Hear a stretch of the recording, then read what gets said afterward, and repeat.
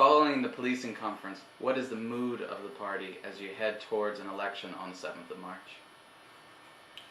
Well, I think the important part of that debate wasn't just the Ardash, although the Ardash was huge and so on, but somewhere in the build-up to the Ardash, between the Ardcoley meeting and the extraordinary Ardash, there was a defining moment. And for me it was in the engagement between Republican activists and the wider Republican and nationalist base, particularly at the town hall meetings. And I think that both sides became very invigorated. That here we had ordinary nationalists, ordinary Republicans, if I can use that term, dealing with people who were activists, and they're all discussing strategy, and they're all discussing where policing fits into it, and they're all having their own frank discussion.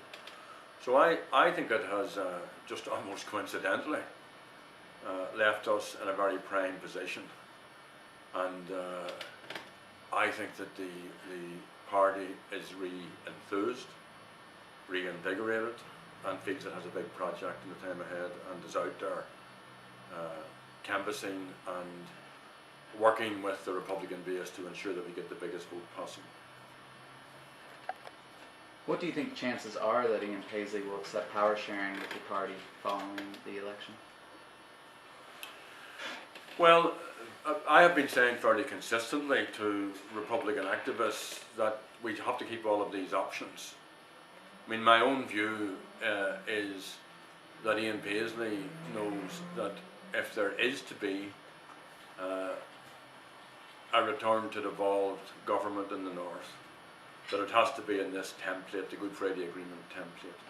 And if he is to be a First Minister, this is his last chance. I think that's clear.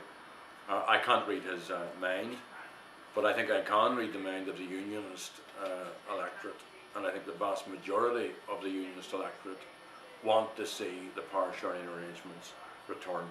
They may have problems with aspects of it, as Republicans do with aspects of it, but they don't want English ministers who fly in and fly out, who take totally undemocratic decisions which have a real effect, a real negative effect on people's lives. They don't want them to have that authority. They want accountable ministers who know the place, who represent people there, who will themselves be accountable. You know, you can sack your local MLA if you want. You can't sack Peter Hain. Will he do it? I think you are going to see the power sharing arrangements in place in the time ahead. If he doesn't do it, then we have to have that continuum of change, not as a threat to unionism and not as an ultimatum to unionism, but just as a very, very clear continuous process of positive change to bring in equality. So whatever he does, and I want to see him taking up his responsibilities as a minister and his party as part of the executive, but whatever he does, the process of change is going to continue, and that's why Sinn Féin needs the largest possible vote in the time ahead. And as you're preparing for the election, what is the hardest part as you're heading in? What do you find the most difficult this time? Looking 2 weeks, 2.5, 3 weeks. To tell you the truth, I don't have any reluctance to say that it is physically very taxing, because we actually are fighting 2 elections.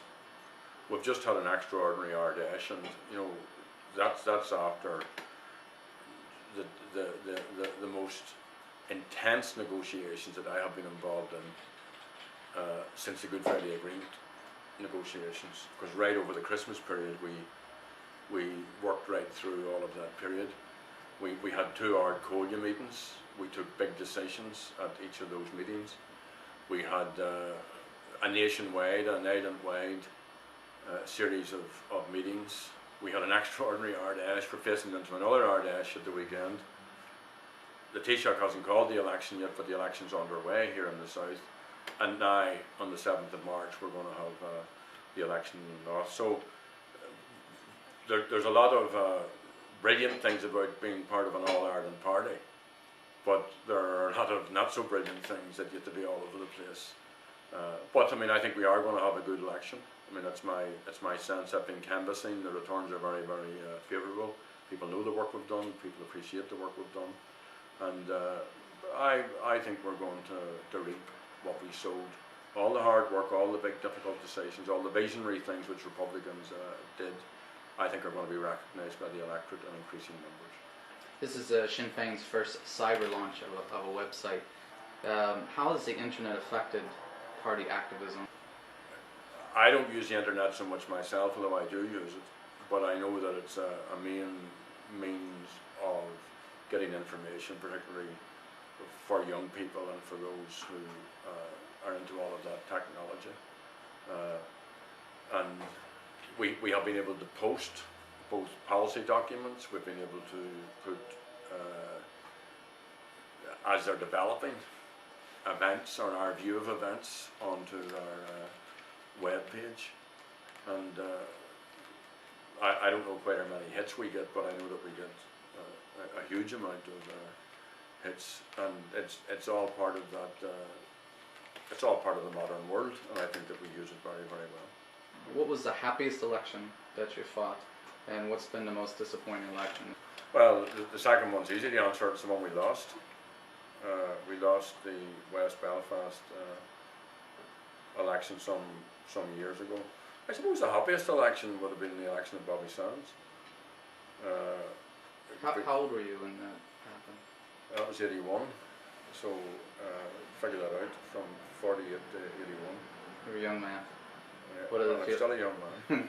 What did it feel like when you heard it? Do you know where you were? Do you remember? I know precisely where I was. Well, first of all, it was the first election which I ever fought, and I was practically camped with some comrades in Fermanagh, South Tyrone, and it was an entirely new experience. And we had come through the rigours of the first hunger strike. We were into the second hunger strike.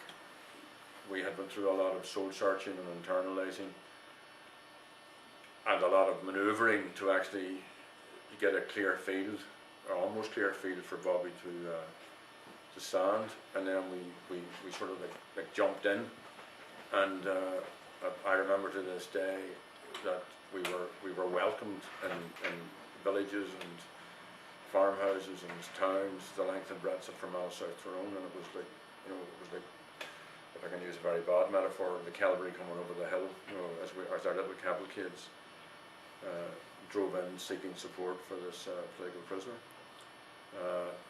I remember being able to declare very early into the campaign that we were going to win it.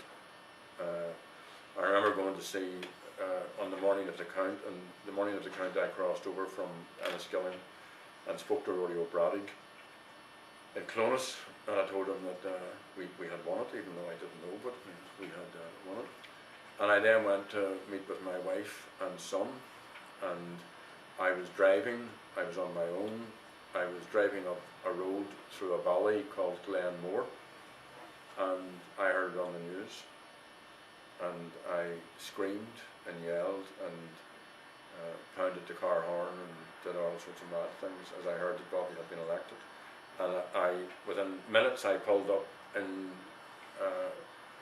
the laneway of the place that I was meeting Clyde, and the man who owned the place, a farmer, was in the field, and I jumped out of the car to tell him that Bobby Sands had been elected, and we did a jig in the middle of the field. So I have a very, very clear memory of that.